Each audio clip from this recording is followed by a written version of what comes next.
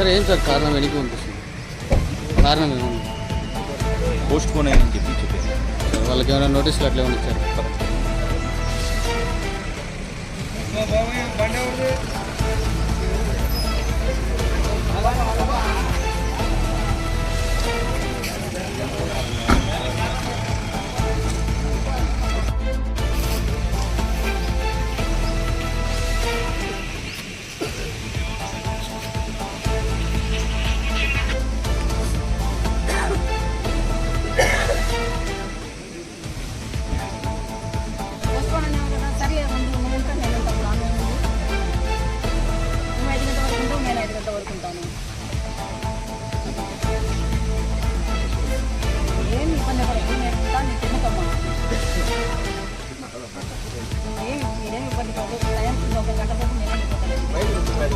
బయట ఎందుకు కూర్చోవాలా? నేను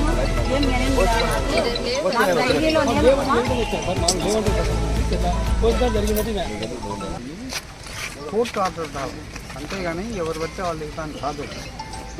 అంతే కదా, ఎలక్షన్ స్టాప్ చేయాలంటే కోర్టు ఆర్డర్ రావాలా, అంతేగాని ఎవరు పడితే వాళ్ళు ఇవ్వడానికి they have no not authority to issue such notification such orders. శాంతి భద్రతల నేపథ్యంలో పోలీసులు రిక్వెస్ట్ చేశారని చెప్పి చెప్తున్నారు. కోర్టే చెప్పింది ఎలక్షన్లు హాయిగా జరుపుకోండి అని. శాంతి భద్రత problem it is the duty of police department. Police department court యొక్క ఆదేశాలను ధిక్కరిస్తున్నట్టే కదా అంటారా దీన్ని?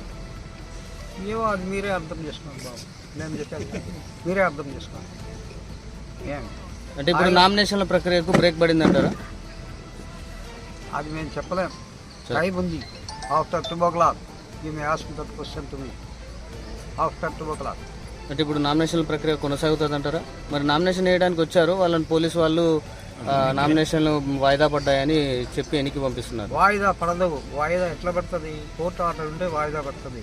ఇప్పుడు వాళ్ళని అబ్జెక్ట్ చేయడం అది అక్రమం, అంతే.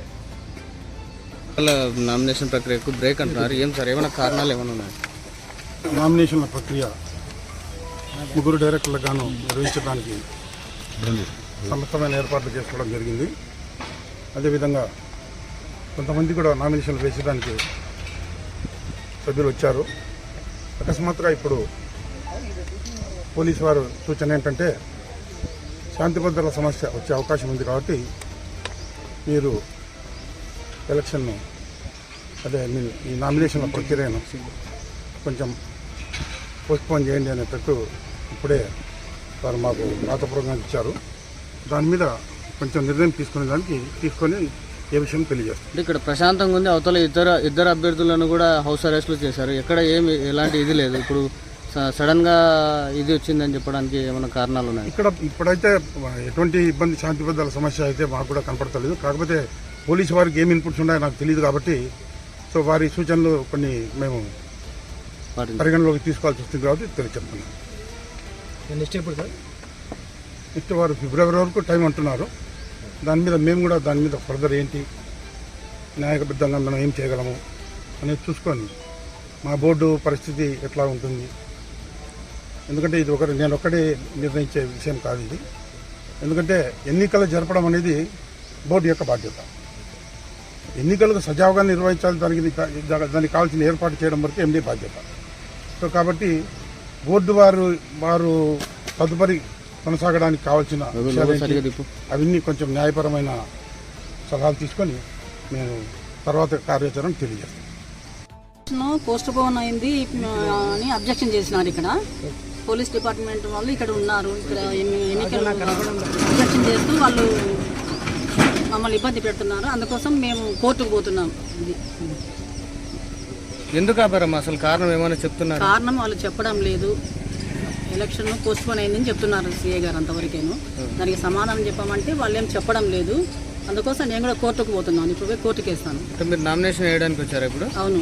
మరి లోపలికి అలౌ చేయట్లేదు? అలౌ చేయడం లేదు. మరి అధికారులు ఉన్నారంటున్నామా లోపల, లేకుంటే వాళ్ళని కూడా ఉన్నారు?